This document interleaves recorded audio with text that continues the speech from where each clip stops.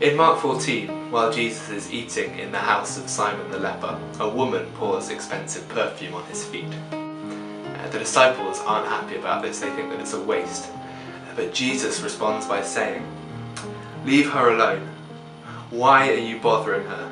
She has done a beautiful thing for me. The poor you will always have with you, and you can help them anytime you want. But you will not always have me." Now there's a lot going on here, but I think one aspect that we often neglect is the very clear fact that Jesus is placing a social locator on the church here. The poor you will always have with you. Now look at the context as well. He's eating at the house of a leper, and he's saying that this woman, who's probably a prostitute and not the 12, is the true leader in the call to discipleship. So what Jesus is doing here is he's not taking a tone of fatalistic indifference towards the plight of the oppressed, but rather he's subverting the huge cultural ideas of kingship, patriarchy and purity all in one go.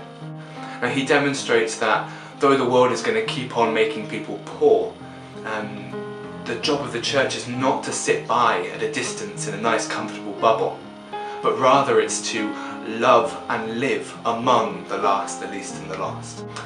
Now at the end of Acts 4, Luke quotes almost directly from Deuteronomy 15:4, which is the pinnacle of the social righteousness legislation of the Old Testament. Here God expresses God's heart to see poverty eradicated. No one was in need. The early church defeated poverty in their community. How? By holding lightly, by seeing their possessions not as their own but as God's, by taking the love command seriously, and by responding to the need of their brothers and sisters with boundless generosity. And it's that last part that I want to focus on now. Mother Teresa said that if the poor die of hunger, it's not because God does not care for them, but rather because neither you nor I have learned to be generous enough.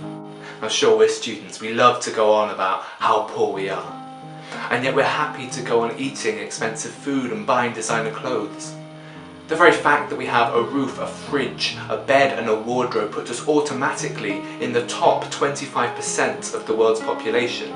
And as soon as we take account for things like bank accounts and healthcare, things we take for granted, then very quickly we reach the top 10%. Now I counted over the holidays that I own 12 coats. 12. And Dorothy Day, a hero of mine, said that if you have 2 coats, you've stolen one from the poor. The charitable giving can often be a way in which we legitimise our affluence and fuel our ego. But in the early church, generosity just wasn't nearly so special or virtuous. It was just returning what we've stolen.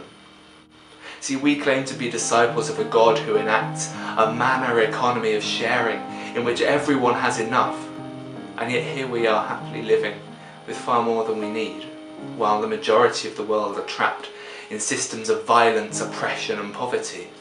And there's no middle ground within these systems of oppression. To be apathetic is to side with the oppressor. So there's a need, and Jesus makes very clear that the call of discipleship is to meet those needs with radical, reckless generosity. Now you may not have 12 coats, but I challenge you to find an area in life that parallels that, an area where you have more than you need, and give away the excess. But why generosity? Because there is a desperate need.